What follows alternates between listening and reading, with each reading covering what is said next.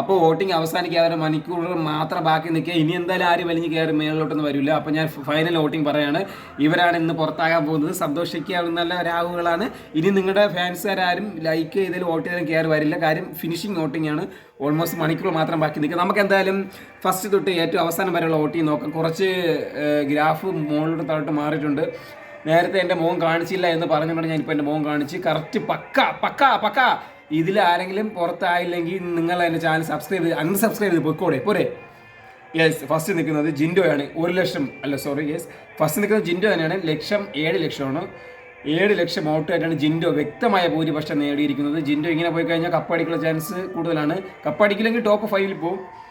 പിന്നെ രണ്ടാമത് നിൽക്കുന്നത് മലയാളത്തിൽ നിന്ന് തമിഴിലും ഒരേ ഒരു ഇഷ്ടപ്പെട്ട ഒരേ ഒരു ശ്രീതു പുള്ളിക്കാരി രാത്രിയാകുമ്പോൾ ക്യൂട്ടൊക്കെ ഇട്ടിട്ട് പുള്ളിക്കാരിക്ക് ഒരുപാട് ഷോർട്സ് വീഡിയോ പോയി അങ്ങനെ ഒരുപാട് പേർക്ക് ഇഷ്ടപ്പെട്ട് പുള്ളിക്കാരുടെ വോട്ടിംഗ് എത്രയെന്ന് വെച്ച് കഴിഞ്ഞാൽ 3,50,000 വോട്ടാണ് ശ്രീധുവിന് കിട്ടിയിരിക്കുന്നത്.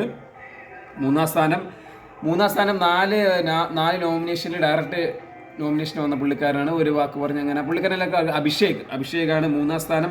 2,50,000 വോട്ടായിട്ടാണ് അഭിഷേക് നിൽക്കുന്നത്. അങ്ങനെ മൂന്നാം സ്ഥാനം. 4ാം സ്ഥാനം അംബികയിലല്ല സോറി അൻസിബ. 4ാം സ്ഥാനം അൻസിബയാണ്. 2 ലക്ഷം വോട്ടായിട്ടാണ്. അൻസിബ ഒന്നും ചെയ്യുന്നില്ല, പക്ഷേ പുള്ളിക്കാരി എപ്പോഴും ക്യാമറ ചെന്നിട്ട് അങ്ങനെ പറഞ്ഞ് 4ാം സ്ഥാനം പിടിച്ച് നിർത്തിയിട്ടുണ്ട്. 5ാം സ്ഥാനം നമുക്ക് നോക്കാം.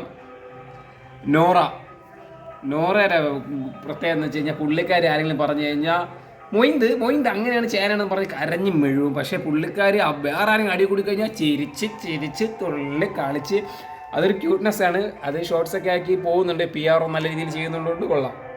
5ാം സ്ഥാനം അങ്ങനെ ആറിയിട്ടുണ്ട്. 6ാം സ്ഥാനം ഋഷിയുടെ പ്രത്യേകത എന്ന് വെച്ച് കഴിഞ്ഞാൽ ഋഷിയുടെ ഇൻസ്റ്റാഗ്രാം നോക്കുന്ന ആരായാലും ഋഷി ഒരു ദിവസം തൊട്ട് 100 ദിവസം വരെ പക്ക നിൽക്കുമെന്നൊരു കൺഫേം പറ്റുന്നുണ്ട് പോയിരുന്നു. കാര്യം 50 ദിവസം ആകുമ്പോൾ ഒരു വീഡിയോ ഇടുന്നു, 20 ദിവസം ആകുമ്പോൾ ഒരു വീഡിയോ ഇടുന്നു. പക്ഷേ പുള്ളിക്കാരൻ്റെ വോട്ടിംഗ് നല്ല രീതിയിൽ താഴോട്ട് പോകുന്നുണ്ട്.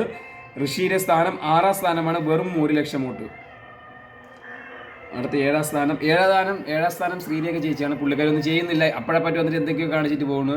പുള്ളിക്കാരിയൊക്കെ കയറ്റേണ്ട ഒരാവശ്യമില്ല എന്നാണ് എനിക്ക് തോന്നുന്നത്. പക്ഷേ പുള്ളിക്കാരി ഒന്നും ചെയ്യുന്നില്ല. പുള്ളിക്കാരി മാത്രമല്ല, ആരും ചെയ്യില്ല. പിന്നെ വെറുതെ പുള്ളിക്കാരി മാത്രം പറഞ്ഞതിന്.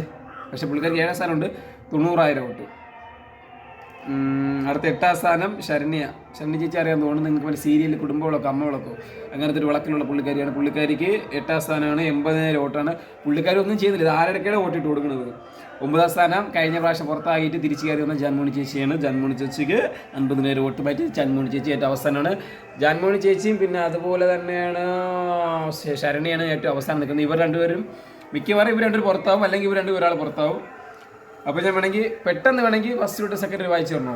ഫസ്റ്റ് നിൽക്കുന്നത് ജിൻഡോ, സെക്കൻഡ് നിൽക്കുന്നത് ശ്രീധു, തേർഡ് നിൽക്കുന്നത് Abhishek, 4th Ansiba, 5th Nora, 6th ഋഷി, 7th ശ്രീരേഖ ചേച്ചി, 8th ശരണ്യ, 9.